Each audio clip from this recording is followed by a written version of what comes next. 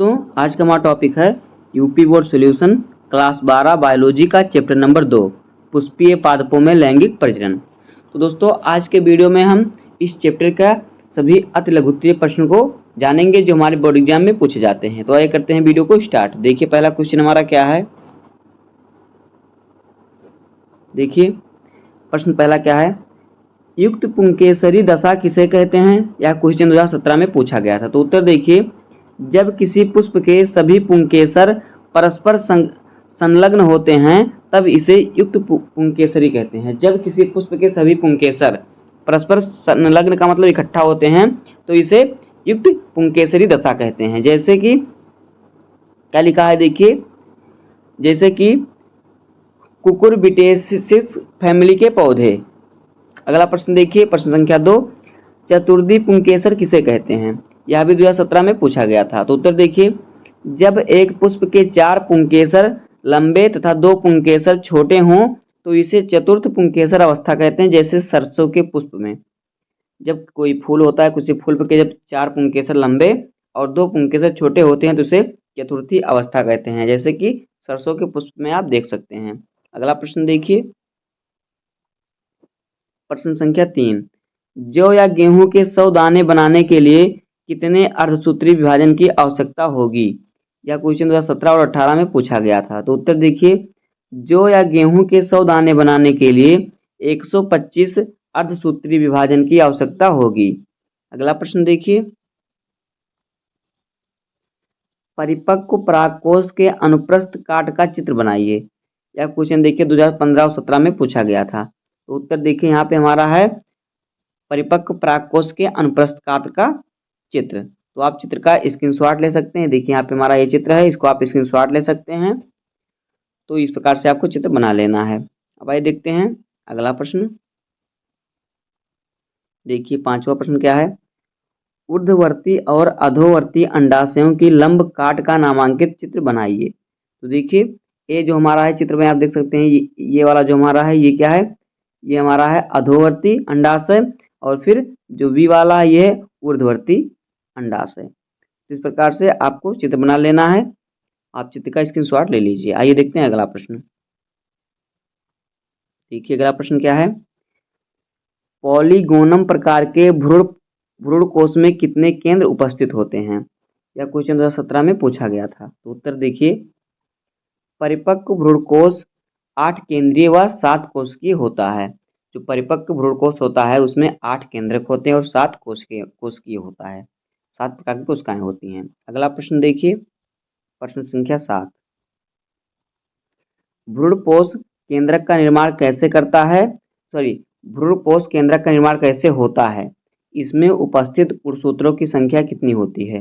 यह क्वेश्चन 2015 में पूछा गया था। तो उत्तर देखिए, द्वितीय केंद्रक 2n तथा एक नर केंद्रक n के संलयन से भ्रूणपोष केंद्रक का निर्माण होता है। इसमें उपस्थित गुणसूत्रों की संख्या 3n होती है।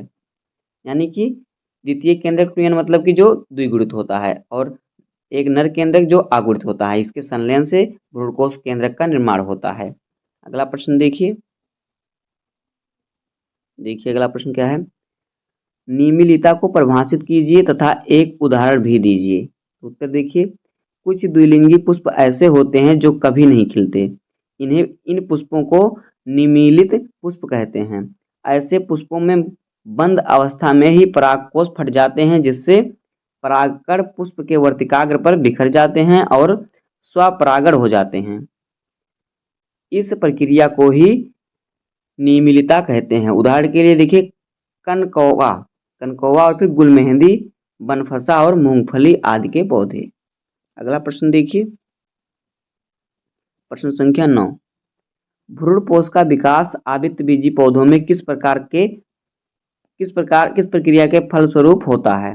जो भ्रूणपोष होता है उसका विकास आवृतबीजी पौधे में किस प्रक्रिया के फलस्वरूप यानी किस प्रक्रिया के बाद होता है। देखिए निषेचन के पश्चात होता है। भ्रूणकोश का विकास आवृतबीजी पौधों में निषेचन के फलस्वरूप होता है, फिर निषेचन के बाद होता है।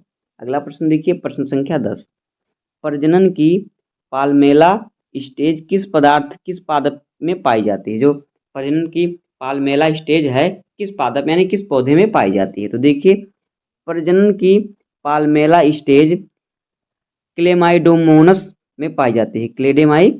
क्लेमाइडोमोनास में पाई जाती है। अगला प्रश्न देखिए, प्रश्न संख्या 11। देखिए क्या है, पालिनिया का नामांकित चित्र बनाइए। देखिए यहाँ पे पालिनिया का नामांकित चित्र बना हुआ है, इसे थोड़ा जूम करके आपको दिखा देते हैं। यहाँ पे देखिए, ये देखिए पालिनिया का चित्र है, तो आप इसका स्क्रीनशॉट ले सकते हैं। इसका आप स्क्रीनशॉट ले लीजिए। देखिए, और अगर आपको चित्र नहीं दिख रहा है साहब, तो आपको दूसरा चित्र बना के चैनल पे डाल दूंगा। अब आइए देखते हैं अगला प्रश्न। अगला प्रश्न देखिए, प्रश्न संख्या 12।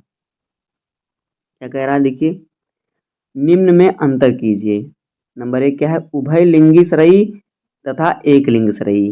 दूसरा है क्या, समकाल पक्वता और फिर पूर्व मुंह पक्वता। और फिर तीसरा है भ्रूणपोषी तथा अभ्रूणपोषी बीज। तो आइए तो सब में अंतर स्पष्ट करते हैं। पहले देखते हैं उभयलिंग सरई क्या होता है।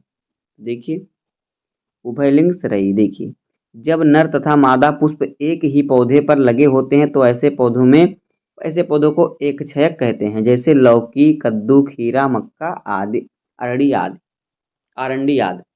तो देखिए, जब नर तथा मादा पुष्प एक ही पौधे पर लगते हैं तो ऐसे पौधों को क्या कहते हैं, एक छयक कहते हैं। जैसे लौकी का पौधा, कद्दू यानी जिसे आप गांव में कोहड़ा कहते हैं, खीरा, मक्का आदि। और फिर देखिए, एक छयक पौधों में बहुधा नर पुष्प शीर्ष की ओर और मादा पुष्प नीचे की ओर लगे हुए रहते हैं। इन पौधों के पुष्पों में स्वपरागण भी हो सकता है।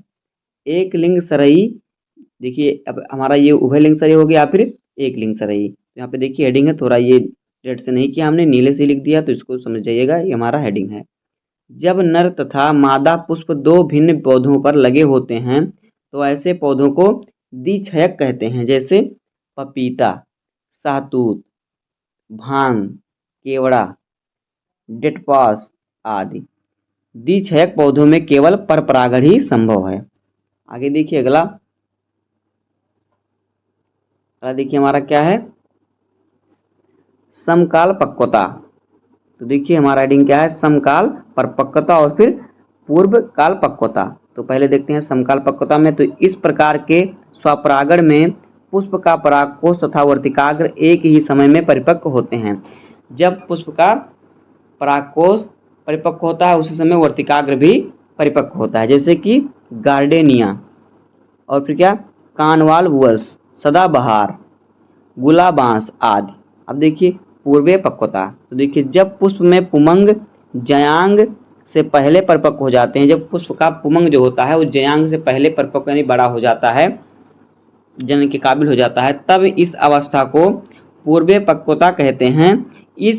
इन पुष्पों के परागकोश से निकलकर परागकण उसी पौधे के पुष्पों का परागण नहीं कर पाते, परंतु दूसरे पुष्पों के वर्तिकाग्र पर पहुंचकर परागण करते हैं, जैसे गुड़हल, कपास, क्लेरोंड्रान, साल्वियो, सूर्यमुखी, गेंदा, धनिया, सौंफ, बेला आदि। यह दशा पूर्व स्त्री परिपक्वता की अपेक्षा अधिक सामान्य है। अगला देखिए भ्रूणपोषी बीज तथा अभ्रूणपोषी बीज में अंतर। तो देखिए भ्रूणपोषी बीज, हमारा कैडिंग है भ्रूणपोषी बीज। तो देखिए इसका परिभाषा, ऐसे सभी बीज जिनमें भ्रूणपोष बीजों के अंकुरण तक पाया जाता है उन्हें भ्रूणपोषी बीज या एल्ब्यूमिनस बीज कहते हैं। इन बीजों में बीज पत्र बहुत पतले होते हैं क्योंकि इनमें भोजन भ्रूणपोष में संचित रहता है, जैसे सुपारी,